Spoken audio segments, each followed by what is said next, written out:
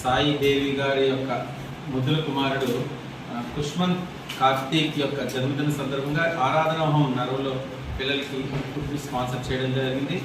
ఈ సందర్భంగా మా పర్యూ చారిటబుల్ ట్రస్ట్ తరఫున వారి యొక్క కుటుంబాన్ని అందరికీ కూడా ధన్యవాదాలు. అదేవిధంగా ఫస్ట్ బర్త్డే జరుపుతున్న బాబుకి మా యొక్క దివాళి. Thank you.